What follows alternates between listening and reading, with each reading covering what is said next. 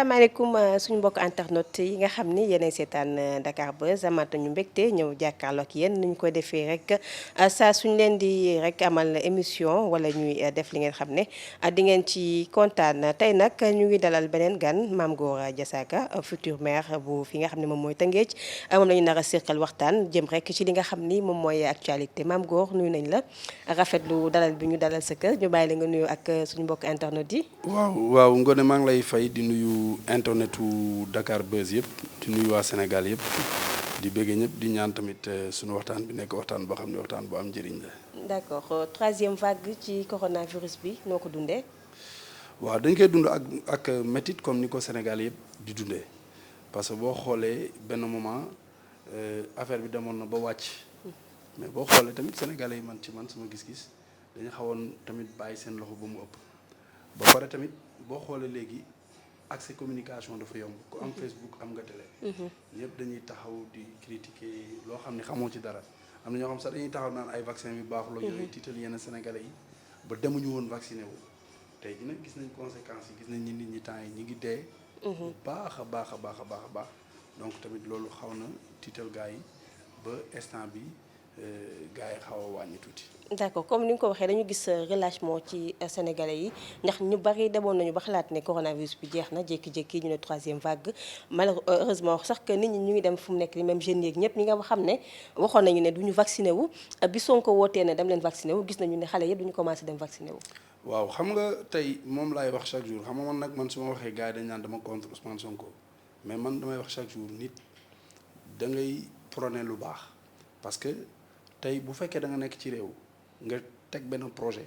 am ay jeunes yu gëm sa projet di la di adhéré wu ci projet bi nga xam ne yow moom ngay taxawal. ñooñu waroo leen nax te bu ñu xoolee commencement bi Ousmane Sonko commencement bi da doon wax naan suñu njiit yi nga xam ni dañu gëm nouvelle xawma lan mondial ba heureusement bi nga xamee ni africains yi gëmuñu vaccin bi nangam xam nga defoon na ko y a 3 mois. critiquer vaccin bi bu baax a baax a baax bañ xale yi vacciné wu. tey mu dem ba ci biir mu xam ni affaire bi tey jii ñëpp xam nañ ni affaire bi am na te mu ngi rey nit ñi ci communication bi mu génn wax ni gëm na ko gëm na ni ñàkk bi am na mais avant mu koy wax. avant muy wax ni dem leen ñàkku ji boobu fekk na sénégalais yëpp dem di ñàkku ji parce que gars yi dañu gis ci internet bi gis ci télévision yi armée yi ñi koy gérer ni leen dañ daan am ay 8 enterrements par jour. léegi ay 150 enterrements la ñuy am par jour. ñu gis nit ñi ni ñuy deewee jeunesse bi yëpp daw dem vacciné wu tombé nag moo waral ay gaaf. moom bi mu génnee wax fekk na boobu jeunesse bi yëpp engagé wu nañ dem commencé di vacciné wu. d'accord dama koy rafetlu nag. parce que nit bu fekkee ni wax na lu baax li mu wax dañ koy rafetlu. mais période bi ñu toll nii nekkul période politique ci Sénégal. mais est-ce que politique la. non du période politique du sensibilisation. pour nit ñi gën a bàyyi xel ci feebar bi parce que man li ma gis mooy nit ku génn benn moment wax ci vaccin bi critiqué woon. benn moment mu ñëw ni baax na. benn moment mu jóg di xas ay nit yoo xam ni tey nit ni mu mën a jógee opposition dem pouvoir. ay nit jóge nañ ci pouvoir dem opposition. il faut nit ñi accepter nii il faut que mu am ñu farak pouvoir lenn moo war a dañ Sénégal. soo àndee ak pouvoir ñu ne traître nga soo bàyyee pouvoir ñu ne guerrier nga. c'est pas normal tey projet bi Macky Sall yor am na ñoo xam ne dañ ko gis te projet bu baax la man tey jii. bien vrai que ni Macky Sall laa àndal yenn saa yi nag ma gis yu nguur gi loo xam ne doxul ma taxaw ni lii ànduma ci kaas ko ba ñëpp Sénégal. mais noonu la sax du nit ki da ngay ànd ak moom que lu mu def rek baax na. bi nga xam ni tamit en grosso modo yor na ko dëgg neex yàlla nit ku yaru la ku bëgg Sénégal la kuy jàppale Sénégal la. donc Sénégal boobu lañ bëgg. bëgguñu Sénégal boo xam ni ñi nga xam ni dañu aspirer diriger ak ñi diriger di yor ay communication yoo xam ne ay communication agressif la di wax ay wax yoo xam ne nit ñi dañuy mer di génn di taal wala ay haine di am ci ay diggante. tey loolu rek la mais tey jii man yaakaar naa ni Sénégal warul am benn Sénégal boo xam ne dafa jàkkaarloo ak beneen Sénégal parce que Ousmane Sonko ci ay waxam chaque jour booy wax dafay wax ñun ak ñoom. ñun ak ñoom c'est-à-dire ñun ak ñoom mooy mu ñu nekk ci pouvoir bi. ak ñoom parce que ñoom dañuy. waaw mais opposition nag Mame Gor ak pouvoir bokkul. ñaari parti la. waaw non moom laa la expliquer dama ni Sénégal dafay toll foo xam ni su politique jotee ñun ñëpp mënuñu ànd ñu politique ku nekk xeex. défendre li nga xam ni ci nga nekk mais bu ñu toll ci moment bii nga xam ne dañ ci toll kenn xamul ndax da ngay fekkee suba man gis naa fi nit koo xam ne dama wax ak moom téléphone tey le lendemain ñu ne ma xëy na affaire bi jàpp na ko ñu koy yóbbu hôpital ci yoon bi mu dee. dëgg la fii Rufisque. comprendre la donc kenn xamul lan mooy xew suba te li ñu dund duñ ko dundaat. donc dañu war mu rafet dañu war mu baax parce que ñun waruñu ñu bàyyi ak puso bi réer Sénégal dëgg la politique yàgg na fi tout mais dafa war a rafet. mais depuis événement Ousmane Sonko ak yenn kii ci nga dégg ay génn leen dem leen taar kër diw dem leen lakk kër diw ay communication bu agressif mu ñi nekk ci pouvoir bi nag ak ñi nekk ci opposition bi. d'accord nit ñi dañu war di communication boo xam ni kenn ku ci nekk. li nga bëgg a def di nga ko def te doo yàqal sa morom dara. parfaitement loolu. waaw mais comme li nga wax léegi Mame Gor yow dafa mel ni da ngay acharné wu ci ki nga xam ne moom mooy Ousmane Sonko sénégalais nag ñoo ko wax du samay kàddu dañu gis ne moom bu génnee wax balaa kenn di wax yow yaa nekk premier répondeur automatique boo xam ne yaay génn wax comme par exemple bu mu génnee dernière sortie bi wax nga ne moom musta maye gel musta maye dama lay laaj. ndax mus naa gis xam nga yow journaliste nga. waaw te man journaliste yi bariwul léegi lu may accepté sax ay nit may def ay interview. lu tax je préfère man non am naa fu may communiquer. waaw am nga fooy communiquer mais moyen de communication moom surtout ci acteur politique dafa am solo. même ma yegal yi am naa fu may communiquer mun naa fa communiquer ñëpp jël. mais yow su ma seer nga te xam naa ni da ngay def investigation avant ngay kii.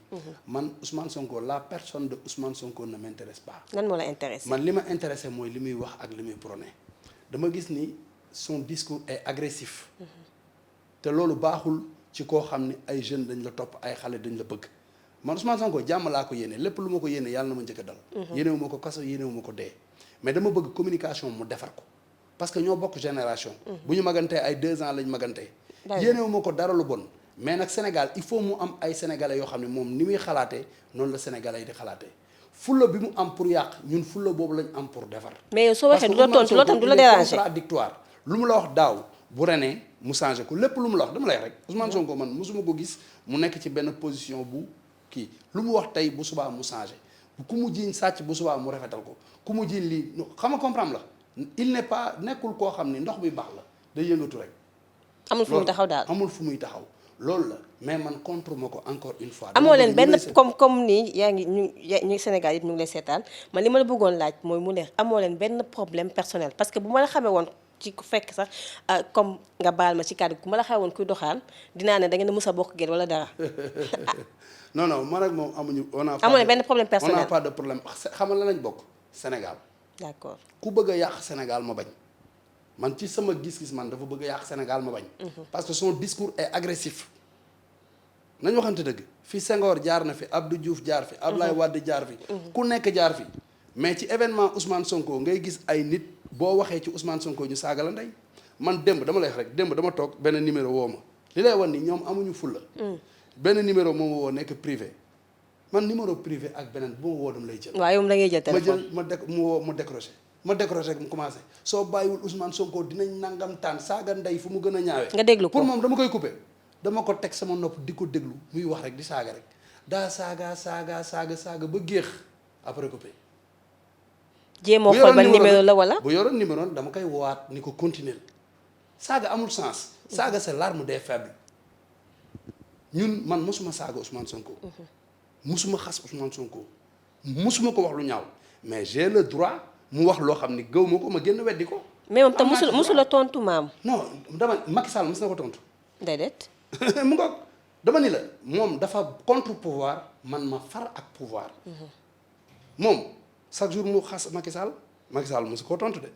lu tax ñu naan Ousmane Sonko man. damay waaw mais président moom ay bassesse de pour muy tontu. non dama ni moom li ma koy wax xam na ko man li muy wax maa ngi koy dégg. Ousmane Sonko man soxlawu ma mu tontu ma man ba may siiw Ousmane Sonko siiwul maa ko njëkk a siiw. siiw naa 20 ans Ousmane Sonko door a siiw. téye naa million ba may téye million Ousmane Sonko élève la da doon jàng. ba may tukkiwul lépp lu mu am tey rek man am naa ko ba pare. loolu sama caga la xam nga lu ma la bëgg expliquer. lu mu am rek man sama caga la am naa ko ba pare. am nga ko ba pare. siiw naa maa ko njëkk a téye million lan la ma ëppal. il n'a rien. est-ce que du ay sympathisant ak ay militant la la ëppale. sympathisant ak militant moom dafa yaakaar ni bëri na ko xam nga mas naa ko wax ci benn interview. ma ni tey ku mel ni Ousmane Sonko bu toogee ci plateau di wax moom du comprendre ni même ñi nekk ci pouvoir bi dañ koy seetaan bu fekkee ni da nga jàpp ni follower yooyu nekk ci internet bi yëpp di la seetaan nga gis nga ni ñu ne am na 2000 personnes wala 3000 personnes yu lay seetaan ci minutes yi. ñooñu duñ say sympathisant de. même ñi la contre dañ lay seetaan déglu la nga wax ba pare. waaw mais ci foofu benn petit rappel bu ndaw rek di nga wax d'accord naa ko parce que comme ku yor internet rek. yaay xool lu la intéressé nga seetaan ko mais parfois dañuy capturer président Macky Sall mu def discours après ñu présenté ñu wane Ousmane Sonko mu def discours ki dem ay 300 ki am ay 1000 et quelques. lan mooy wane loolu tamit. xam nga yow jigéen nga ñun Sénégal lañ nekk gis nga Sénégal. waxuma Sénégal yépp nag parce que booy wax ci internet. dafa grave. si te nit ñi dañuy jël say wax wëlbati ko. fii nag kenn wëlbati du kenn ko dagg ni nga ko waxee noonu lañ koy tegee. Sénégal dafa nekk benn dëkk boo xam ni tey boo yow sa doom.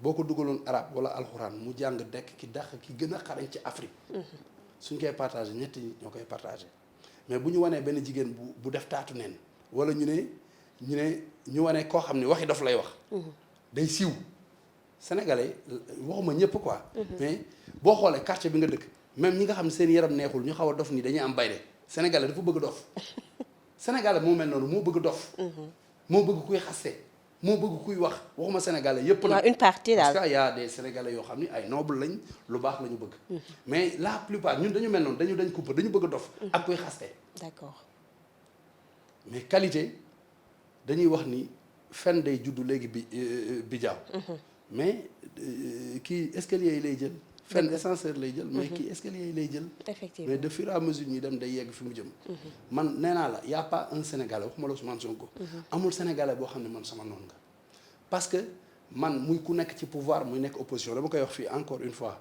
man waa pouvoir joxuñu ma añ joxuñu ma reer joxuñu ma ndékki faluñu ma Macky Sall joxe lu ma dépense sama kër mayu ma xaalis aw ma fenn fu ñu may jox xaalis chaque mois damay liggéey d'accord mais am naa droit faral ko waaw loolu moom sa droit comme kenn ni doo nit amee ci droit xas. dem opposé ji mais ci sama opposition kenn musuma dégg ma saaga Ousmane Sonko mës nga ko dégg dégguma ko de. musuma koo saaga musuma koo xas-xas bu ñaaw mais mun na wax nag ba yeggal lu mu teg daal nga teggi gëw ma ko loolu nit am na ci droit loolu yaakaar naa c'est le droit le plus absolu nit mun na la wax lu dul dëgg wala luy dëgg yow bu la neexee nga ni gëw ma ko d'accord loolu moom sa loolu droit rek la ok. mais man amuñu problème personnel te dama koy wax encore une fois man Baye Fall laa taalibe Sëñ Tuubaa laa lépp lu ma yéene Ousmane Sonko yàlla na ma njëkk a dal d'accord yéenewu loolu ma leer ko na. kaso yéenewu ma ko dee mais dama bëgg mu cohérent dafa mel ni moom amul ay conseil conférence de presse te moom sax du def conférence de presse parce que conférence de presse ku koy def mooy comme ni ngay def nii wax ak tontu ma laaj wax ak nga tontu. tontu ma mais moom déclaration de presse lay def lu ko neex rek lay wax pare dem yoonam parce que tey jii bu fekkoon day def conférence de presse gars yi nañ ko laaj sa diggante ak Adji Sarr xam nga woon tey bu ma doon Ousmane Sonko nga dem ma toll ci réew foo xam ni yow yaay le premier opposant du président bi nga xam ne moom moo fi ne nga am ay projet xale yi gëm ko di la jàppale xam nga yow mii tey kenn du la jiiñ cagato parce que doo fréquenté fu ñuy cagatoo yàlla tere. dëgg la wala dëgg tey buñ la boo doon fréquenté fu ñuy cagatoo buñ la jiiñee caga nit ñi dina am ay quelques nit yu ko xaw sax ni donc dafay fréquenté foofu wala gis nañ tey ko jii fa. ba ko Adji Sarr jiiñee viol man mii di wax ak yow intérieurement barke borom Touba gëw ma ko woon mosuma ko gëm gëmoo ko woon nga wax. gëw ma ko woon ba léegi mais nii ba mu génnee def conférence de presse ni dem naa foofu laa dute du ma neew moom moo ko def mais dama ni lan la fay wut léegi nag tey mënuloo nekk Sénégal bu mu nekkee Sénégal la bi léegi depuis 1960 ba tey ñu am suñu indépendance c'est la première fois ñu jiiñ opposant de Trump bi mu am moom de viol kon moom tey xam nga lan moo war a njëkk a nekk premier combat am combat am nekkul xas Macky Sall combat am nekkul sax waxi corona xam nga lan moo war a njëkk a nekk premier combat Ousmane Sonko mooy lan mu leeral digganteem ak Adji Sarr xanaa leeralaat wala. non leerul du mu leeree dafa taxaw rek ni Macky Sall moom a complot waaw loolu dafa yomb complot d'état la. mais yow bu ñu la dee complot sa dàll bi nga koy sol dañ la forcer pour nga takk ko tubéy bi da nga ko forcer capuchon bi nga koy sol di nëbb sa kanam bi ngay dem yaa dawalal sa bopp amoo chauffeur àndoo garde corps yow rek a ànd dem ñu lay bës ngay sentir plaisir loolu yëpp non kon maam Macky nee moo la na ko du defal plaisir donc. non problème sans logique problème non xam nga problème yaram maladie. sentir plaisir moo ko xam nga moom. massage bu Xam ànd nga ak plaisir ak plaisir, massage booy soxna faju si, moom c'est diamétralement plaisir, dama opposé. ne ñun li xew ci salon de massage yi ñun ñëpp ay sénégalais la xam nañ ko tey même sa soxna bi ngay sëyal amoon nga borom kër sa soxna bi ngay sëyal sax tey bu lay massé dina toll benn moment boo xam ne di nga yëg sa bopp bu dee góor yàlla nga nañ waxante dëgg parce que tamit li ñuy wax nii ñëpp a koy dégg ah c'est vrai waaw donc tey am na foo xam ne boo fa tolloo ci réew nga am projet sa projet ñëpp adhéré wu ci ay nit ñu bëri yaakaar la. am na faute yoo xam ne waroo ko def. c'est que man dama lay wax man Ousmane Sonko bañu ma ko de. billaahi projet bi mu am jaay ko Sénégalais yi ba booy yi gëm ko boo yooyu daf leen trahir pour man parce que waru woon dem foofu. waroo gis na nit bu ñu lay jiiñ dëmm doo soccoo yeelu liir warul prêter flanc fépp foo xam ni tey jii ñaata politiciens ñoo fi nekk ay ñoom Malick Gakou ñu ngi fii ñoom Abdou Mbaye ñu ngi fii ay yeneen gars ñu ngi fii ñëpp ngi fii ñoom ay Barthélémy Diaz ñëpp xam nañu der la day créer le gouvernement bi di bës du dóor du bàyyi kenn jiiñu ko ay viol ak ay yooyu c'est que tey jii wóorul ci koo xam ne da nga aspirer diriger dëkk ñu dem ba xam sa faiblesse ci wàllu jigéen waxuma nag ni moom moo ko def wala defu ko encore une fois ba tey waxagoo loolu damay bañ benn Sénégalais ni waaw maam góor nee na lii mais daal c'est la première fois ci histoire politique sénégalaise ñu jël nit koo xam ni de sa trempe de Ousmane Sonko jigéen ñëw jiiñ ko fol viol jiiñ léegi nag moom premier combat am fi mu toll nii waratul nekk Macky Sall xam nga la moo war a nekk bien vrai que nii wax na waaw Macky Sall moo yebal gars yi ba ay nit dee nañ ci yooyu yëpp c'est vrai yooyu yëpp nañ ko teg ne le xam nga lan moo war a leer moom tey dafa war a fexe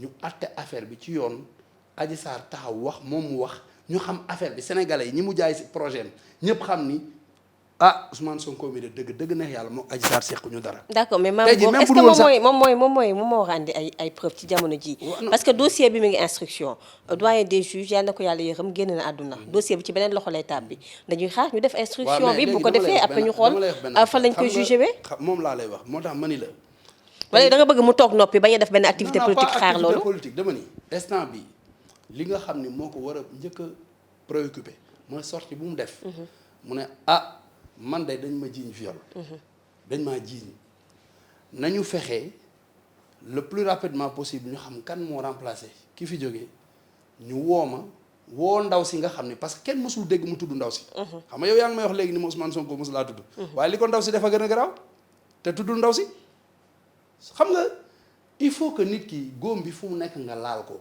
man Ousmane Sonko encore une fois naa ko wax lu ma ko yéene rek yàlla ma njëkk a dal yéenewu ma ko kaso yéenewu ma ko dee mais nag Sénégal ñun ñëpp a ko bokk pàpp kenn moomu ko ku bëgg a jiite réew mi mu ngi nii lu ko neex lay wax Macky Sall te Macky Sall lay président de la République opposant la nag opposant moom yàgg nag Sénégal moom laa la wax dama ni Macky Sall la jiite réew mi lu ko neex la koy wax moom day opposé na xaar ñu koy wax lu nekk parce que ku aspirer diriger Sénégal am na lu mu yor ci loo xam ne man maa ko moom dëgg loolu dëgg yow yaa ko moom kon kooku am nga droit gëstu ko kon ñi koy wër di ko saagaal dañoo juum dafa aspirer diriger dëkk bi ñun am nañ plein droit di xool ay mbiram loolu boo àndee ak Ousmane Sonko di bañ ko def yaa ngi sànq sa leader d'accord man Ousmane Sonko sax dama ko arrangé parce que su waxee loo xam ni gëwuma ko mu weddi ko mais na dem indi preuve bi rek ni lii la d'accord loolu leer na maam mais mbiru Adji Sarr jeexagul de mbiru Adji Sarr jeexagul ndax gis nañu Ndeye Khady Ndiaye fan yi nee na agressé nañ ko jël iPhone am menacé ko ba ngi gis cri de cœur bi muy def di wax Adji Sarr na ko dimbale parce que vie mi ngi en danger loolu tam lu ci sa xalaat moom li mu doon def moo gën a danger lan la doon def parce que yow mënuloo jël ay doomu jàmbur xale yoo xam ne amuñu 20 ans nga leen jël ñuy raay ay mag yu am 50 ans 40 ans waaw mais raay boobu bu fekkoon dëgg la est-ce que duñ ko jàpp nag maam góor dama lay wax xam nga moom dossier tamit en instruction la nekk waaw comme beneen bi rek dama la bëgg a expliquer yàlla daf ko dimbali peut-être mu tombé ak koo xam ni voilà opposant la xam nga karab nangam mais lii nii nga xam ni moo am sa waay man duma ko man tey jii ni ma ko gisee mooy proxénétisme xam nu koy waxee proxénétisme oui parce que mënoo jël ay xale yoo xam ne amuñu 20 ans nga leen di jël ñuy raay ay mag déedéet du raay massage la non raay massage mooy raay rek massage ci olof mooy raay ci olof massage ci olof mooy raay nii quoi raay te nag nit ku yëg dara xale bu jigéen bu jongo bu ndaw bu am ñeen nga xam ne boo bësee bakken bi mu gën a meew bu la raayee da ngay waaru donc nag yooyu ay affaire yu liggéey yooyu sax moo dul ay liggéey ay jël ay xale yoo xam ne ay xam nga nañu waxante dëgg yooyu du liggéey yoo xam ne daal Sénégal liggéeyu kii la man nag yéenewu ma ko lu bon bu fekkee ni dañ ko agressé na porter plainte ñu topp ñi ko agressé comme ni ñu def xale boobu nga xam ne dañ ko rey fan yi muy ndóobee voilà ñoom moom gendarmerie def ci liggéey bu am solo def investigation mooy profité ci occasion bi di féliciter la gendarmerie ñu dem jàpp ko karab léegi nag comme moom dañ ko agressé. jarul muy dem ci wër internet bi yëpp. parce que waaw mais Pape Alé wax na ci agression boobu nee na la nekk ci téléphone bi yëpp fu mu nekk nii. waaw leneen mu ngi Sénégal leneen ma nga réewu tugal ñu téye journaliste d'investigation bu mag la. non Pape du waxantu waaw dama lay Pape Alé nag dëgg neex yàlla journaliste la waaye am na fu mu far nag soxna si. ah Pape yow maam góor nag ku dem nga foofu far. dama ni sama frère la am na fu mu far. waaw man maa ngi nii far la ci maire bi moom tam bu ko neexee far feneen. waaw d'accord moom laa la bëgg a expliquer moom am na fu mu far ñëpp xam nañ ni c'est un opposant moom day opposé moom nguur gi day xeex ak ñoom d'accord man ndaw si li ma koy encouragé xam nga mooy lan. moom dafa dañ ko agressé. jël iPhone am na dem mu porter plainte mu joxe kii bi après gars yi xam nga bu ñu defee fii moom suñu gendarmerie ak suñu police yaakaar naa am nañ efficacité boo xam ni. bu ñu toppee dara. surtout lu jëm ci iPhone te bu ñu jàppee ñooñu ñu teg leen daan yoo xam ni ñu wane ni ñii ñoo ko def jarul dem si ay publicité ay. télé ak waaw mais bu fekkee dafa tiit ñu lay menacé nag ku tiit moom amoo lu dul télé ak internet pour mën a sauver sa vie. non amul problème léegi du wax na ko jébaane na ko ci internet ba ñëpp yëg nañ ko. waaw léegi na dem def plainte man le conseil que je lui donne. en tant que frère na dem mu déposer plainte après gars yi topp dossier bi. man daal loolu laa bëgg te di ñaan waa gendarmerie tamit ñu jàppale ko parce que jigéen la. d'accord ñu def ci liggéey bam solo comme ni ñu koy defee Mame Gor bu ñu la gisee tam foog ñu wax ci li nga xam ne moom mooy actualité. fédération sénégalaise de football ku ne gis na fan yii li nga xam ne moom lañu def ci 4e mandat bi nga xam ne moom la Augustin Senghor di laajte. dem nañu sax bay wax ne africain dafa xaw a fuqale tant que fëggoo loxoom ci bool bi. du mën a bàyyi. consensus bi ak li nga xam ne am na ci yow ban jàngat nga am ci loolu. waaw affaire consensus bi man bëriwuma ci xam-xam.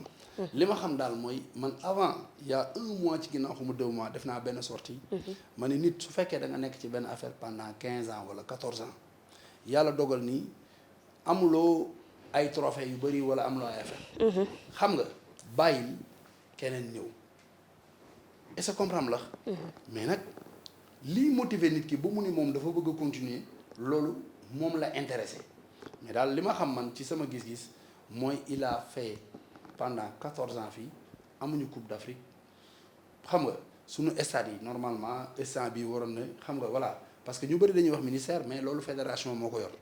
yu ci bëri moom mu nekk xam nga gars yi dañuy def ay cumul de fonction yu bare.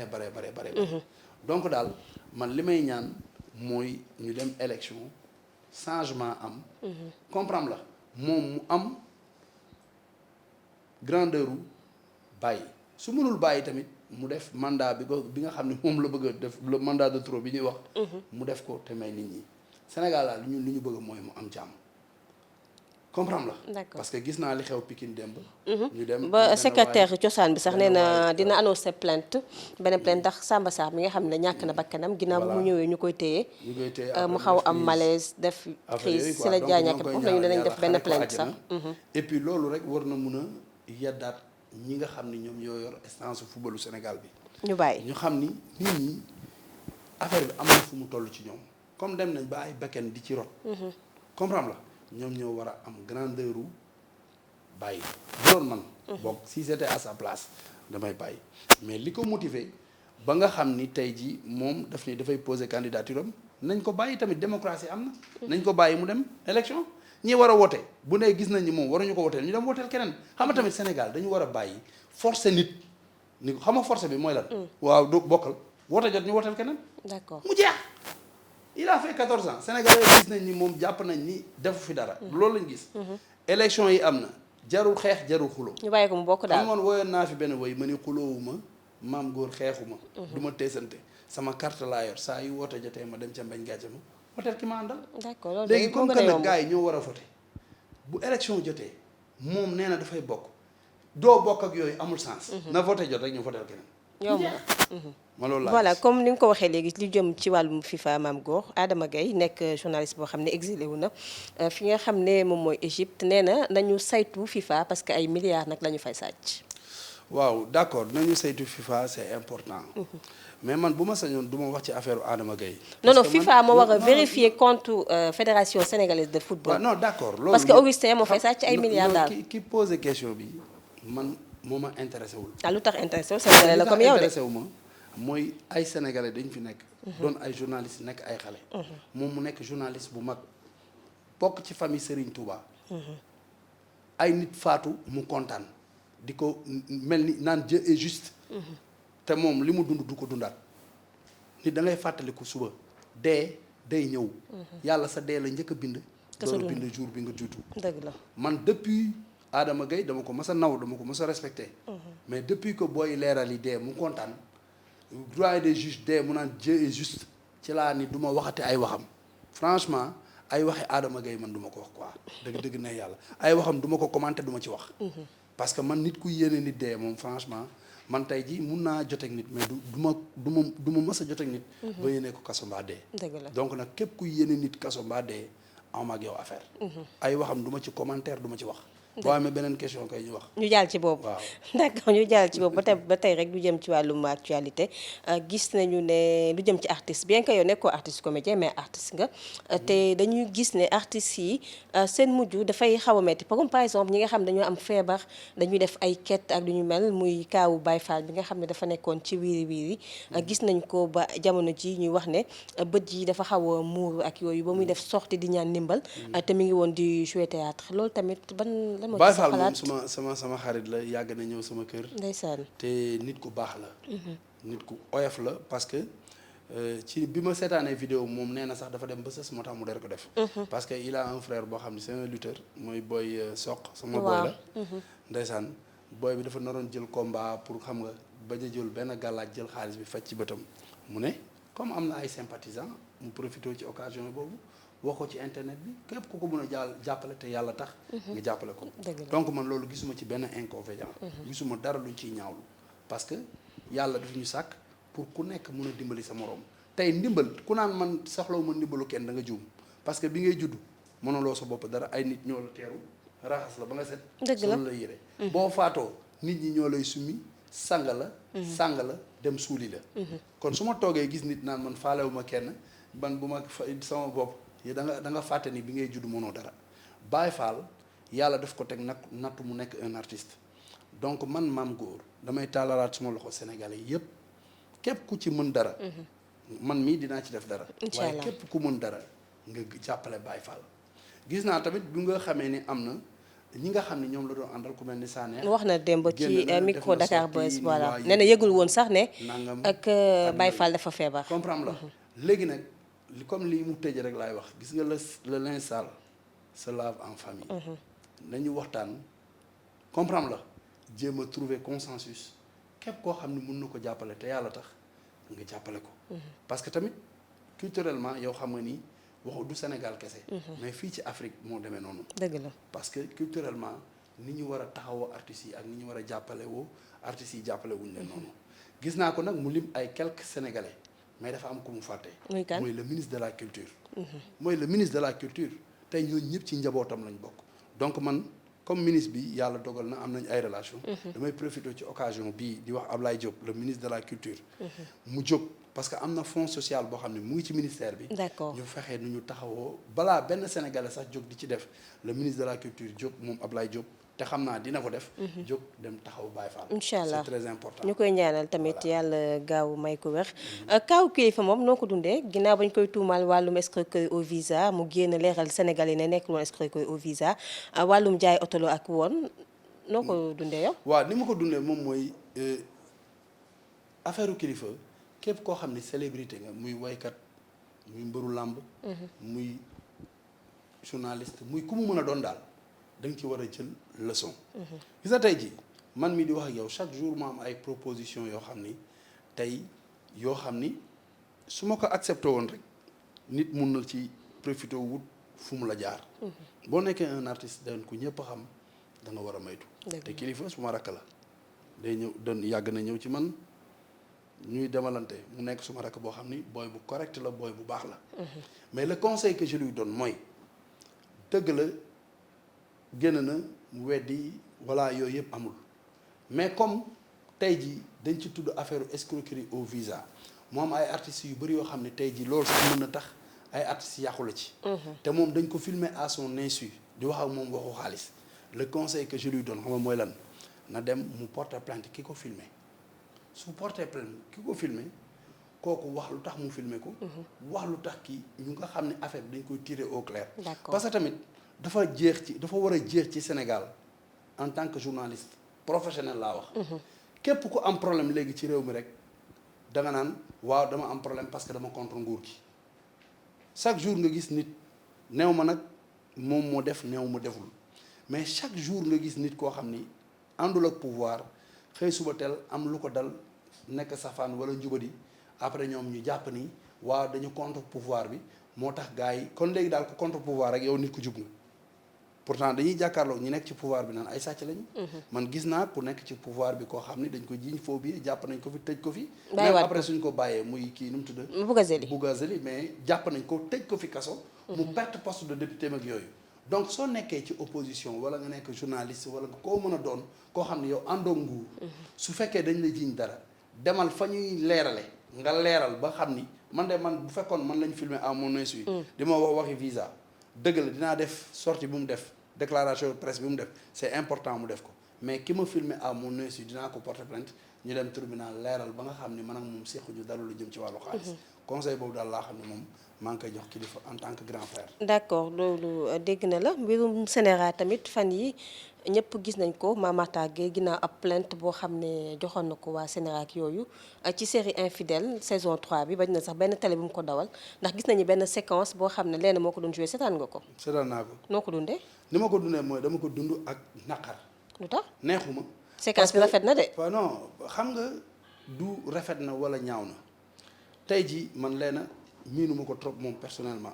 mais je connais sa famille seen waa kër xam naa leen ay nit ñu baax la ñu.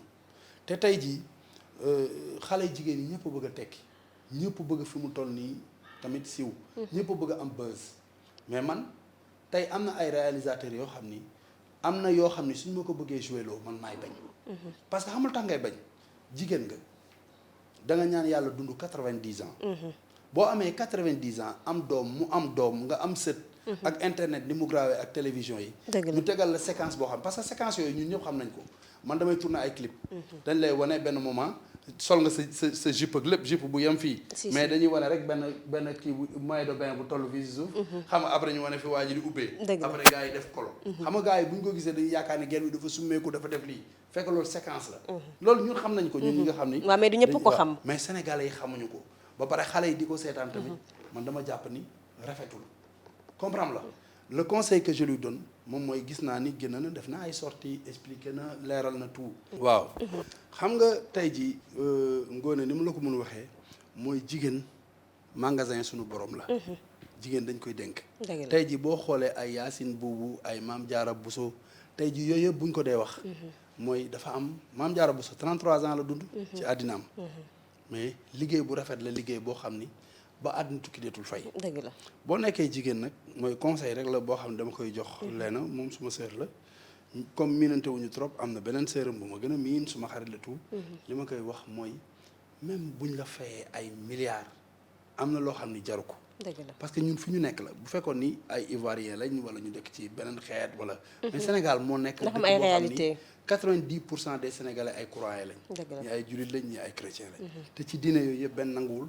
yenn affaires yi. effectivement boo demee ba am 90 ans toog ak ay say sët ñu tegal la sa benn film boo xam ni dañu wane loolu. même yow bi nga xam ni yaa ko joué woon dina la def benn pincement.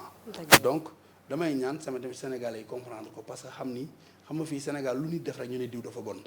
ñu comprendre ko xam ni peut-être scène bi mu ko dee joué xamul woon ni peut-être conséquences yi. dina jël ampleur bi daal mun na jël ampleur bi ñu comprendre ko parce que nit ki mun na def première faute. nga jéggal ko mooy bu defee deuxième mooy maa tey la. d'accord mais comme bii première la gars yi gis naa ni tamit may profité ci occasion bi di féliciter di encourager waa Jamra. parce que xam nga def nañ plainte def affaire bu nice pour nit ñi xam ni au moins ñi nga xam ni ñoo nekk jàkkaarloo nga xam ni ñoom peut-être kenn xamul yan fin moo tax ñuy def yenn affaires yi. ñu au moins ñu xam ne am na ñu taxaw jàkkaarloo ak ñoom. dëgg la c'est important. mais nag man dans un premier temps li ma bëgg rek mooy dama jàpp ni. c'est une première amagul yenn expérience yi njuumte la ñu bàyyi ko au bénéfice du doute. d'accord ba beneen yoon bu ko defaatee nag xam nga voilà ñu xam ni lii TF la. d'accord kàddu gi am na solo mais maam Ngo gis nga mbëggeel li mu mën a defloo nit gis nañu démb ab waay boo xam ne dafa mujjee déguisé wu nekk jigéen pour mën a defaral. gelam ndeysaan examen. ndeysaan waaye c'est triste ah. bi ma ko seetaanee nag ça m'a daf ma touché nag daf ma touché. parce que tey si suba laa yeewaat sax dugg si internet bi après ñuy wane xale bu jigéen bi. dafa rafet nag de xale bu jigéen baa ngi nii et puis xale bi elle est très belle. jar na ko waaw jar na ko xale bi bëgg na ko rek xam nga mais njumte la xam nga parce que bëgguñu tamit yeneen xale yi. def ko di ci jàng xam nga voilà.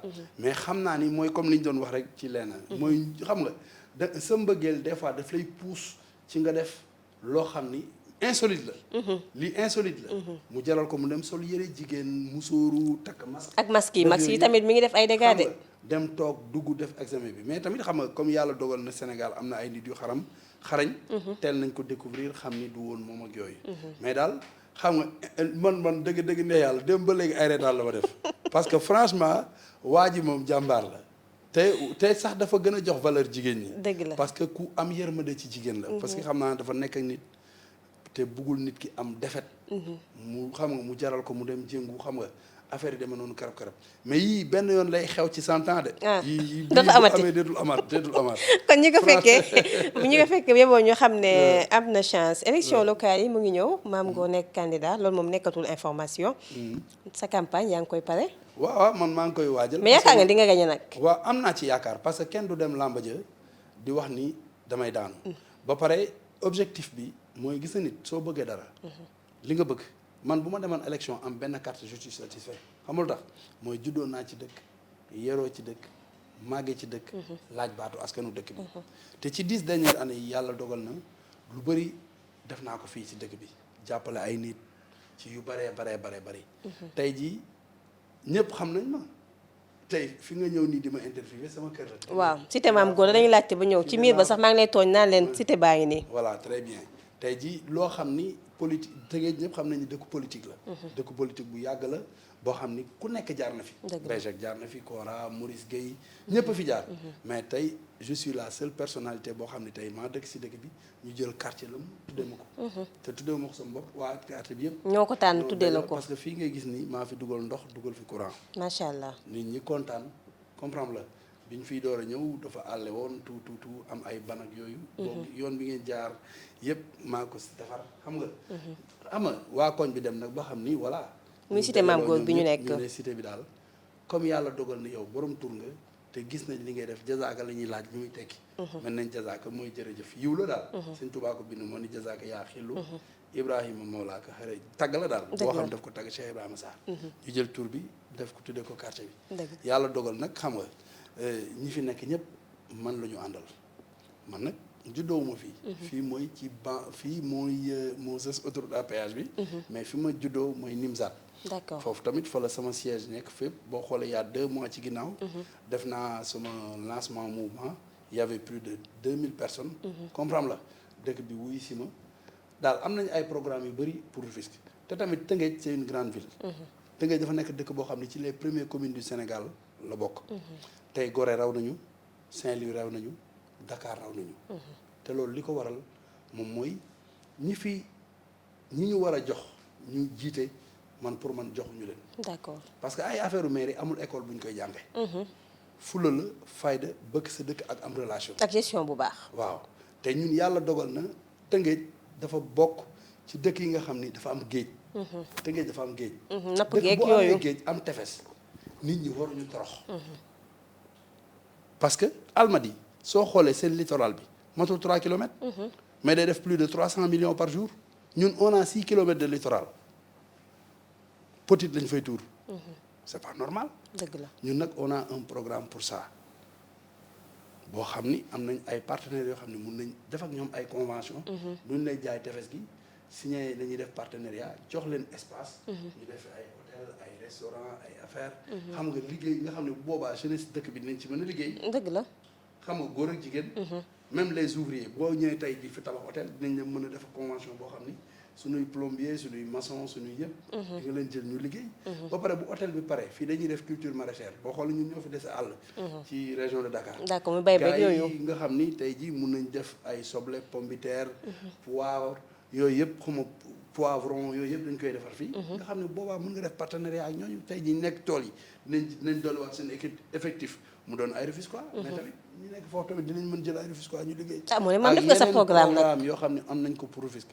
tey jii boo amee benn partenaire boo xam ne da ngay ñëw jox ko 1 kilomètre mu war ko mën a def benn hôtel wala dara. nga jox ko pour 30 ans renouvelable. ba beneen maire bi di ñëw sax na ci bénéficié wu 1 milliard de francs jox la. soo ko defee 6 kilomètres tu as 6 milliards. bien 6 sûr milliards mën na defar assainissement Rufisque. mais yow dëkk boo xam ni budget bi 7 milliards la amul benn programme fii à Rufisque boo xam ni chantier bu ñuy wax ni chantier bi mën na 500 millions. c'est pas normal ci dëkk boo xam ne budget bi 7 milliards du yoon. léegi nag loolu yooyu moo ñu métti ñu nekk ay jeunes yàgg tukki yàgg voyager nekk ay artistes di dem fu nekk ci àddina bi. foo dem boo nuyoo bala ngaa yàggal ñu la tëngee dafa salte. dëgg la ñëpp ko dégg. donc nag ñun loolu moo ñu motiver ci tey ñu jóg taxaw yaa 25 ans ci ginnaaw ak Bamba Ji Fall. ñun ñoo woyoon neexul waaye dëgg la tëngee dëgg bu salte la. tey nag bu ñu demee bay laajaat dëkk bi ça veut dire que ni lañ doon kaas yaa 25 ans ci ginnaaw bu changé woon duñ ko soxla. dëgg la loolu moo tax nag ñu ñëw sampu di laaj. lu ñu am nag jël te yàlla dogal na gis nañ ñu Rufisque waaye jox nañu bopp te gëm nañ suñu projet. parce que ñu ngi ci ànd ak ñun di ko dox. ba pare nag lu ñu am ci ay dons lépp loo xam ne mun nañ ko pour jàppale Rufisque waaye ñu ngi koy def.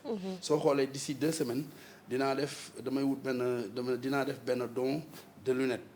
mooy ñi nga xam ni yàlla dafa dogal ñu mu yóbbu seen i bët neexul. d'accord amuñu njëgu verre ma indi benn ophtalmologue mu consulter leen ñëpp. ku nekk ñu xool ban dose verre moo la arrangé j'ai 100 pièces. ñu jox ko 100 personnes yoo xam ni. macha allah jàppale ah monsieur le maire def nga sa bilan ba toog ñun tamit ñu lay ñaanal rek yàlla jàppale la ci élection yi nga xam ne mu ngi ñëw gëj nañu la gis tamit nga wax ci wàllum 3e mandat bi yéen a ngi ci ba léegi wala bàyyi ngeen ko. mandat xam nga fii man constitution bi ma gis. waaw dañu bind le mandat est de 5 ans. et nul ne peut faire 2 mandats consécutifs.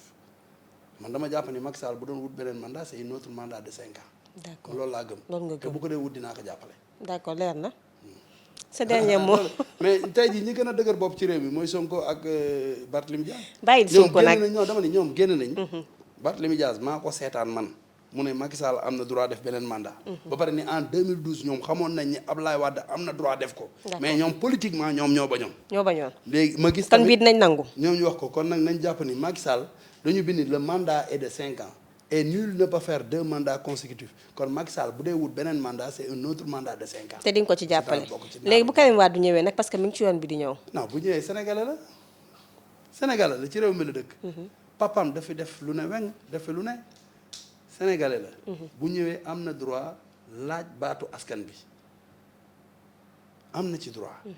mais nag comme dafa amoon problème ak justice sénégalaise xaw ma ndax dañ koy amnistier xaw ma nan lay mujjee wala dara mais daal li ñu koy ñaanal mooy mu dellu si waat si jàmm. ñëw ak tey ba kanam et puis bu ko yàlla may chance mu war fi mën a jiite ñu jox ko mu jiite parce que tamit loo ko mën a waxal tamit nit ko yaru la Karim Wade. d'accord kenn mësu ko dégg mu wax lu ñaaw benn nit. man mësuma ko gis mësuma ko dégg donc c'est quelqu'un boo xam ne te man tamit dama xeex ci mu génn kaso. Karim Wade dama ko daan seeti kaso mu naan man si tu n'arrêtes pas tu vas me retrouver ici. yàgg naa ko jàppale parce que man dama jàppoon ni. ci li mu nekkoon injustice la parce que dañuy 25 Sénégalais ñoo jël ñu téye ci kenn. loolu moo metti woon ma doon ko jàppale.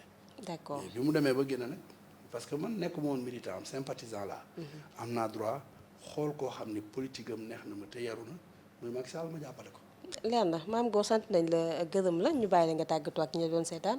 waaw li may def mooy am mbégte ak contentement waa Dakar Buzz ñëw seet si ma di ñaan yàlla li ngeen di xaar ci presse di ko xaar ci média yàlla defal leen ko. amiin di ñaan Sénégal yàlla def fi jàmm. amiin et puis yow tamit suma sœur nga nekk nit koo xam ni suma xarit nga. nekk nit ku baax ku professionnel ku mën li ngay def tabarkàlla. merci beaucoup ñoo ngi lay ñaanal lépp loo xam ne yow it yaa ngi koy xaar ci presse sunu borom defal la ko. jërëjëf merci beaucoup.